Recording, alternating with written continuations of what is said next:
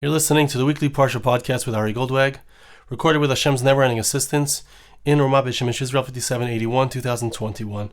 This week's Parsha is Parsha Beshalach, and before we get into the Parsha, I'd like to mention something that's on my mind, I'm thinking about, and depending on your response, we'll see what happens, and that is that I'm considering doing this Parsha Podcast live on Thursday evening for me, about 10 o'clock p.m., 3 p.m. Eastern, midday West Coast, as a Zoom shir that I give, and you guys can interact with me. Basically, I'll give the shir bli neder. We'll give the shir 20 to 25 minutes, and then we'll have 15 minutes of questions if there are any. If you might be interested in such a thing, please send an email to arigoldwag@gmail.com, and we'll see, based on the response that we get, if we perhaps start to do this as a live shir weekly. Okay, let's get into the Parsha. I'd like to share with you a concept about the Parshas Haman. The man was the amazing special bread that Hashem brought down from the heavens every single day for 40 years. The Jews were in the midbar, that they were in the wilderness. And the pasuk tells us, Hashem says to Moshe Rabbeinu, I'm going to bring down ani mamtir lachem. We'll need to understand what does the word mamtir mean. But the word matar, we know, the same talu, matar levracha, it means rain. I'm going to rain down upon you bread from the heavens. Then the Jewish people need to go out and collect it. And I want to test them whether they will go in my laws or not. Okay, so the Torah lays down for us the concept of the man. And the man was an unbelievable thing. I saw someone mentioned in Shul, Aryeh Bir, told me that the words manhu, the Jewish people, when they saw the man, they said manhu, it is man, or what is it? Manhu is the letters Emunah, which means faith. And lechem min hashamayim, the word hashamayim is the same gematria as the word parnasa. It's the word which means livelihood. The man represents the concept of livelihood. It represents our Emunah in Hashem, our faith in God, that He will provide us with all of our needs. And I'd like to share with you a medrash, and it's also a Gemara in Yuma, Daf Ayin Vav. And the medrash and the Gemara tell us an incredible thing. And I want to understand the depth of what this medrash and what this Gemara is saying. I'd like to read the medrash first, and we'll see if we get to the Gemara. It's basically the same idea. The Medrash brings this pasuk. An amazing thing, says the Medrash. The pasuk tells us, King David said, this is in chapter 23 of Tehillim, order for me in front of me my table, in front of my oppressors. What is this pasuk referring to, says the Medrash? It's talking about us. It's talking about our parsha, the parsha of the man. When did Klal Yisrael make this statement that God placed in front of us all of our needs on the table in order to defy our oppressors? They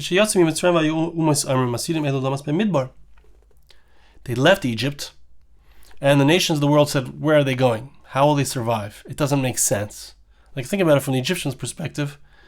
This entire nation of 1.5 million people leaves. Where are they going? They're going to a place, Eretz Lo Zerua. You can't plant anything there. There's no food there. So the nations of the world said, they're going to just die in the wilderness. Amru. Pasuk says, in Tehillim, Perak Ayin Ches 78, verse 19. Can God perform this amazing feat of giving them all of their needs on their table in front of them in the midbar? So it seemed impossible, and the nations of the world, so they're headed for death. What did God do? First of all, He had them all sit down and relax. Hesed was like what we do on Pesach. We lean over, we're relaxed, we're like kings. Get ready for the meal. And He did this under the clouds of glory. God, Vayasev, which could mean to turn them around, It can also mean lashon haseba, sitting them down. Vechilam mon, and he fed them this mon. The pasuk says in Devarim in Deuteronomy chapter 8 verse 16, Hamachilcha man b'midbar. God gave you this man to eat. Now listen to this medrash because it's amazing, and we need to understand what it means. It's one of those midrashim that we always talk about, trying to understand what is the concept. Says the medrash here, and the Gemara in Yuma spells it out exactly, that the man was higher. The height of the man was higher than the waters of the Mabul, the waters of the great flood in the times of Noach. Shneimar, as the pasuk says, in reference to when Hashem brought the man to the Jewish people, so the pasuk says that God opened up the heavens. The doors of the heavens were opened. In regards to the flood, the verse tells us, same word. The windows, there it says windows, here it says doors, there it says windows. The windows of the heavens were opened. So the Gemara in Yuma, we'll see if we read it inside at all, but the Gemara in Yuma says that there were arubais hashamayim, the windows of the heavens by the Mabul. Every delas, every door, has the amount of 4 windows. Okay? So 2 windows were opened in regards to the Mabul, the flood, the waters came tumbling down. Also matar. Hopefully we'll get back to the fact that it's called matar. It's raining down. And over here as well, you have 2 doors. Each door is 4 windows. So it's times 4. 2 windows by the Mabul, 2 doors, which is 8 windows. It's kaful arba, it's times 4. So we have that when it came to the Mabul, says the Gemara in Yuma, when it came to the Mabul, so the waters rose above the mountains 15 amos, 15 cubits, which is approximately 1.5 times, or 2 feet per cubit, somewhere between, you do the math. 15 times 2 is 30, so about 30 feet, 3 stories high. Over here it was times 4. It was 60. It was 15 amos there, 15 cubits there by the Mabul, by the flood. Here it was 60 cubits. That's how high the man was. Okay, so think about it. The man came raining down. So Hashem made it. It came down raining down. And it made, as I understand it, a pile that was 60 cubits high. Massive, massive pile. Every day. That's what it sounds like. What happened?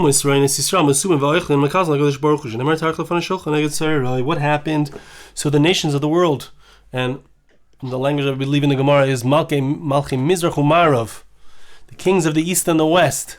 They saw this amazing thing, this amazing pile. It's not clear exactly how they were able to see it, but somehow it was shown to them.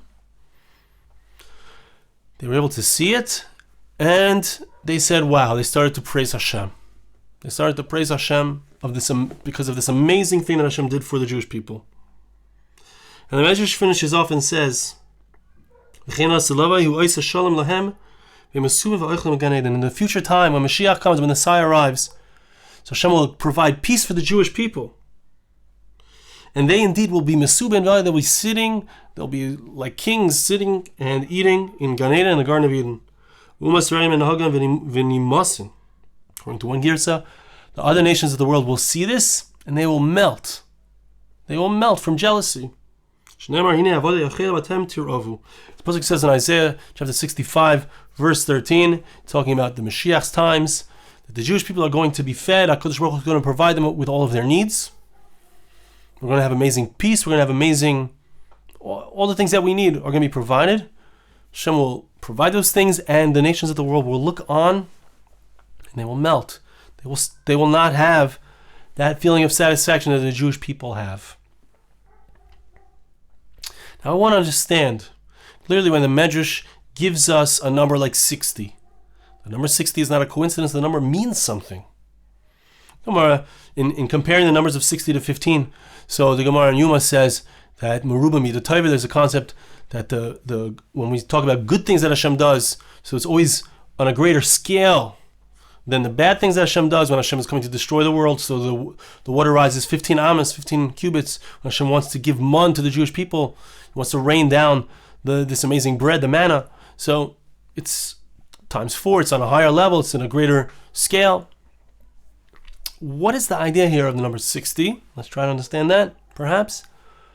What is the relationship when we have a connection between the mabul, we have a connection between the man? What does that connection mean? What is the Medrash teaching us? What is the Gemara teaching us with this connection of the mabul and the man? And what does it mean that it's being done in the face of the Umas Ha'olam, the nations of the world? And why is it that the Umas Ha'olam, that the nations of the world, do not have access to this kind of miraculous, awesome level, this awesome way that Hashem interacts with the Jewish people and gives them their food in this miraculous way? So there's a lot to say here, and we'll see how much time we have for it, but I'd like to read to you from a little piece in the next Medrash, which I think begins to give us the answer to these questions. God dwells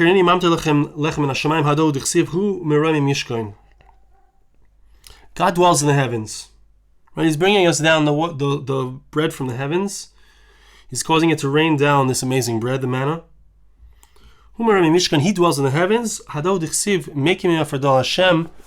brings us up to where He is. He brings us up to where He is. We're down in the dumps. We're in the Afar Dol. Hashem raises us up from the dust, from the impoverished state that the Jewish people were in. The Jewish people were literally in the dust. They were collecting dirt in order to be able to make these bricks for the Egyptians, to be able to build their pyramids, etc. They were down on the lowest level, and Hashem stood them up, brought them up to Him, as it were. Hashem says, I shall cause you to walk, standing up straight. And one more small thing, which is the same idea. There was a definite end. Hashem gave a sign for the Jewish people.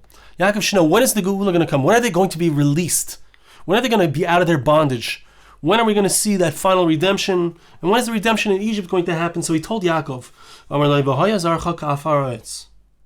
the Jewish people are going to be like the dust of the earth, which was a blessing, because it was saying that there's going to be many of them, just like there's many particles of dust. But it also means that they will be downtrodden. When the Jewish people are downtrodden, they're down in the dumps, they're down in the earth, they're busy bending over, collecting earth in order to make these bricks. That's when they're going to have an awesome expansion. You want to know how we merit to have a man, how we merit to have a miraculous bread that rains down on the Jewish people for 40 years? We need to know that this is hashramayim. This has to do with our parnasa. We're going to get to it. We're going to understand what is mamtir. What does it mean that God brings it down? He rains it down. You want to know how to get the miraculous bread? You want to know how to get parnasa in a way which is me'al hateva, above nature? So Hashem has a special way of doing that for the Jewish people. The Jewish people are in a different class, a different level. And that's connected to what we just talked about with the Umas Ha'olam not being able to access it.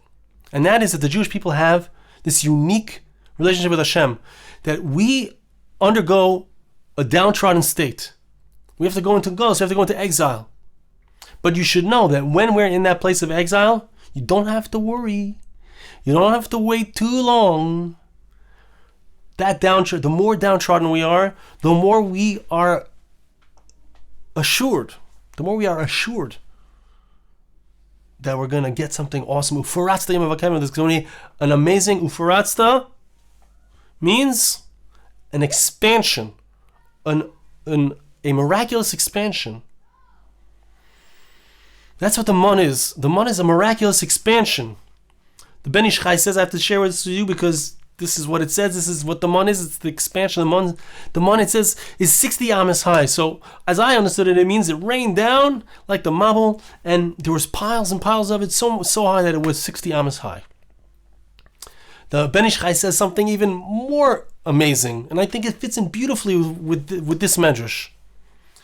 The man, each and every man was a certain amount. It was an omer lagugoylus. It was a piece of bread. Even if you have 600,000 pieces of bread, I'm saying, or 1.5 million pieces of bread, it's spread out amongst the entire Jewish people. There was an encampment, a large encampment of the Jewish people. So what does it mean that it was expanded? So that it was so high that it was 60 amos high. So he says an amazing thing. He says that each one of them was blown up. He says it was like whipped cream. When you take something which is whipped, so it gets much bigger than it really is. The man would start off, when it fell, it was expanded to be 60 amos high, 60 cubits high, between 90 and 120 feet. Okay, it was humongous. And then it would shrink down, and then the Jewish people would eat their man. That's what he says. It's fantastic. It's awesome. But what does it mean? It's this concept. It's this very concept. The man represents expansion. The man represents the number 60 represents expansion. The Jewish people are 60 times 10,000. The Jewish people are the expansion. We are a limited people. We are a small people. Hakatoin yele elef. Right? It says in regards to the Jewish people, the small one will be 1,000. We're considered small. In this world, we are trampled and we are considered small. But what happens is, because of the smallness, because of this trampling, because of being oppressed, because of the oppression, these nations say it's impossible for the Jewish people to survive in a midbar. But because we went into the midbar, because we went into that wilderness, it's impossible to live there. That's why we live there in a miraculous way. That's where we experience expansion. That's what this is saying. This, I believe, is the message of the man. The message of the man is, Hashem is saying to us, the Umas HaOlam have a certain way of being. The Umas HaOlam have a certain way of being. Okay? And here I want to get to the word matar, and I want to understand what the word matar means. There's a Ramban on this pasuk, right here. I'm not going to read it inside, but the Ramban explains, what does the word matar mean? We find the word matar in regards to rain. What happens when rain falls? It falls. The word matar has to do with falling. Now we have the word matar in another word. It's the matara. Matara is the target. If you have a bow and arrow and you want to shoot it at the target, it's called a matara. It's the same word. Why, says the Ramban? Because when you shoot an arrow, it shoots up and then it comes down and hits the target. Now listen to this. This is my own thought, and I believe that is true. Matar is rain. The mabul is rain. The flood. Now think about it. What did the Umas HaOlam say? They say you can't live in a midbar. Why? Because there are rules of the game. There are rules. There are rules to Parnasa. They don't view Parnasa as having the same gematria as Hashamayim, as the heavens. They say there are rules Hashem imbued into the world. If you do this, X, Y, Z, so then the result will be you'll have Parnasa. If you get a college education and you follow that up and you do all the things that need to be done, you'll have a Parnasa. There are certain rules. Okay, that's how the Umas HaOlam live. So they live without matar. They don't have matar. You know what matar means? Matar means that when it rains, everything is directed. It has a matara. It has a spot that it's supposed to hit. The rain hits the exact spot it's supposed to hit. The Umas HaOlam say it starts to rain. They say, it's just a global thing. It's just global. The rain rains everywhere, and if you're in the right spot at the right time, it's going to make your field grow. When the Mabul came, think about it, this is an amazing thing. The Mabul came, it was a general destruction. That's what it seemed like. It destroyed everything in its path. But Hashem says, Hineni mamtir. If you look at the Psukim in Noach, he uses the Lashon mamtir there. Hashem is going to rain it down. I think this is my understanding of it. It means it was a din, an individual, a tailored din, a tailored judgment on the individuals. It looked like a general destruction, but there's no such thing as a general destruction. This is how I understand the word matar. Matar is matara. It's aimed at you. The water is going to come down, it's going to destroy every individual. It's not just destroying everybody. It's destroying individuals. And it brings up a Noach. Noach is saved inside of the boat. The water raises him up, separates him from everybody else. And it destroys each and every individual in the times of Noach. Am Yisrael accesses matar. Hineni mamtir lochem. Matar. Hineni mamtir lochem, lechem. I'm giving to you bread. Each and every person individually. There's a matara. It's aimed. Hashem is aiming. This piece of man is aimed at this tzaddik. It lands right next to his tent. The middle type of person, it's aimed a little farther away from his tent. He's got to work a little harder. Why? Because he doesn't really completely believe that it's meant to be his. That Hashem's going to bring it to him. The Rasha, it's a little farther away. He's not living with the hashgacha. He's not living with the mikimi me offer dal.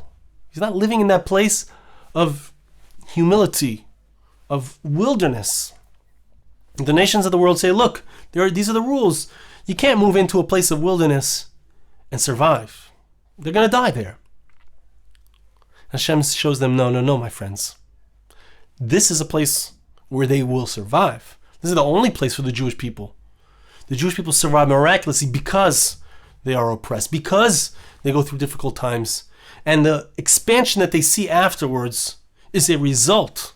The miraculous expansion that we see of the Jewish people today in Eretz Yisrael, close to 7 million Jews in Eretz Yisrael, in the land of Israel, is a result of being oppressed. It's a result of 2,000 years of oppression. And that culminated in a terrible, terrible time 80 years ago.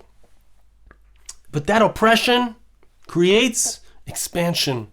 And only the Jewish people can access that expansion. Because this type of way of being was given to us. This was given to us. The Malchei Mizrach U'Marav, the kings of the east and the west, they see this expansion. They praise Hashem, but it's not for them. What does it mean, the Malchei Mizrach and Ma'arav, the east and the west, the kings of the east and the west? They watch the sunrise in the east and they watch the sunrise in the west. Everything is just teva. It's just natural. It's the way things go. So Hashem says, that's how it works for you. But you want to know how you access manhu, emunah, faith in God, hashomayim, the lechem comes down from the heavens, which is parnasa, which is your livelihood. It's in a different way. If I'm always looking at how can I do things, do this, X, Y, Z. If I follow the advice of this business expert, if I follow the advice of this millionaire or billionaire, I'm going to make it too. That's not Yiddishkeit. That's not what the Torah wants us to learn. That's not why we read the Parshas Haman as a segula for Parnasa. We read the Parshas Haman, the manhu, because of Emunah. We read the Parshas Haman because it's Shamayim. That's where Parnasa comes from. It comes from Hashem. And how does it come? So I want to share with you one last thing, and that's the Gemara also in Yuma. The Gemara in Yuma says, why didn't Hashem bring the man down once a year? Give them all the man that they need, and once a year, they'll store it away, they'll carry it with them. Why didn't he do it every single day? And the Gemara says that the reason that it was done this way was because it's like a king who has a son, and he wants his son to visit him. But you see, he gives his son, if he gives his son a yearly stipend, so his son takes the money and he runs and never sees him the whole year. Comes back once a year. He makes it a daily stipend. The prince comes home. His father wants to see him. HaKadosh Baruch Hu wants us not to be so sure. Not to be so sure of where our money's coming from. He wants us to be not so sure, X, Y, Z, if I do these things, this is how the money's going to come. He wants us to know that it's not a global deal, that I just rain it down and grab the dollar bills or not. It's hineni mamtir lochem lechem en hashamayim. There's a matara. Hashem says, I have it tailor-made for you. Will you open up your hands to receive it? Or will you think that you have to grab it and it's your way? That's the difference between the way that the Umas Olam think, the Jewish people think, and who sits in peace under the Ananei HaKavod, in the Midbar, and in the future time, when Mashiach comes, who sits there? It's Klal Yisrael.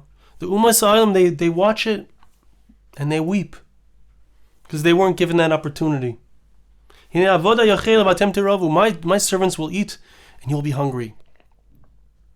It depends on us. How do we want to deal with HaKadosh Baruch Hu?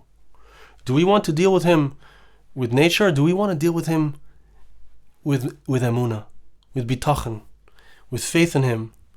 Hashem, throughout this thing, I just heard somebody said to me, and we all perhaps know this, but throughout the pandemic, we see that Hashem is mamtir. Hashem decides. Hashem aims. There's a matar-rain. Every single person. Person could be very careful. Chas v'shalom. Something bad could happen. Person can be completely not careful and nothing happens. I'm not saying we shouldn't do what we're supposed to do and we shouldn't be careful. But we do see as Hashem's in charge of everything.